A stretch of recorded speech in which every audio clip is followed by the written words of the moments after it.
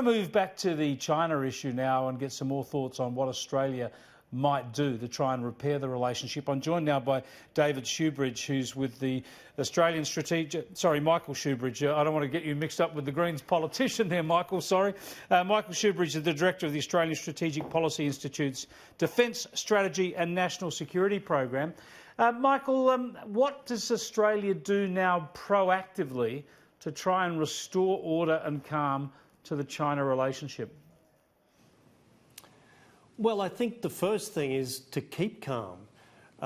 This idea that we have to have a happy political relationship with Beijing to have the kind of economic relationship that we both benefit from, I think is one of the central fictions around the China debate in Australia.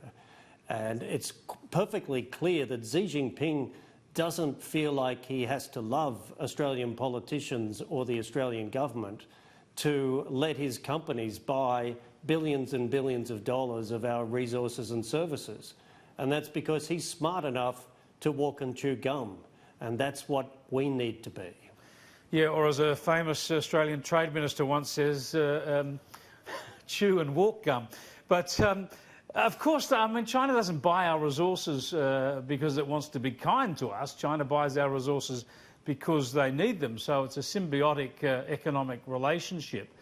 But Australia wants to be in a position where our MPs can visit China and vice versa, where we can have our annual human rights dialogue and talk about issues that concern us, and where Scott Morrison might actually be invited to Beijing to talk about issues of economic agreement and perhaps strategic difference. But how do you get back onto that path? Well, I think by being calm, respectful but firm. And when you look at the actual decisions that the Australian government has taken over the last few years, I think they have been calm and clear decisions based on Australia's national interest. So, let's talk about the 5G decision. It's clearly not in Australia's national interest to have Chinese tech champions like Huawei and ZTE build our critical digital infrastructure. The leaders in Beijing understand that, and at a level they respect it. Similarly, it's not in our interest to have Chinese money affect our politics and have politicians say what the Chinese policy is on the South China Sea. So I think the way to re-establish the relationship with Beijing is by just being calm and leaving it to Beijing to issue the invitation and not looking breathless and running towards them as if there's a sense of desperation here, which there isn't.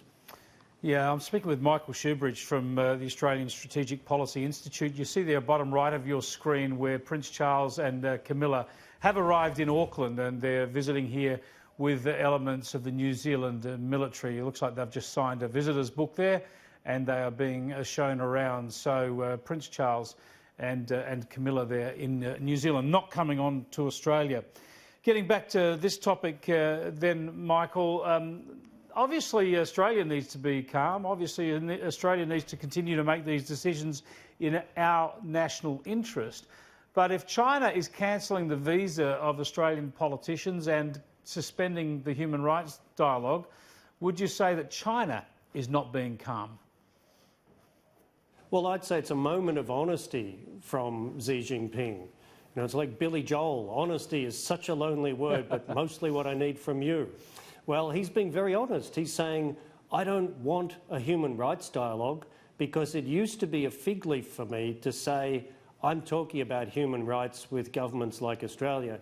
He's now got 37 countries signing up to a letter to the UN Human Rights Council saying how wonderfully well he's managing the human rights of the 13 million Turkic Muslims, 1 million of which he's got in concentration camps. Only 22 countries signed a letter criticising that behaviour.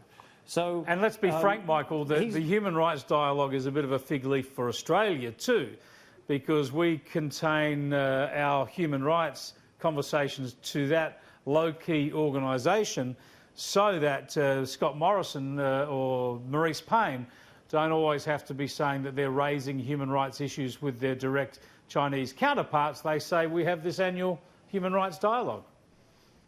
Exactly, I'll leave it all there. So, in a way, we have been complicit in this fiction about human rights in China, and Xi ending the dialogue conveniently stops us having to be complicit in those kind of fictions and abuses. So it actually creates more clear air in the relationship, and I think is a positive. I'd like to see more of that. We had the annual Australia-China strategic dialogue between defence leaders last week, and our side said it was all about building trust and confidence with the PLA.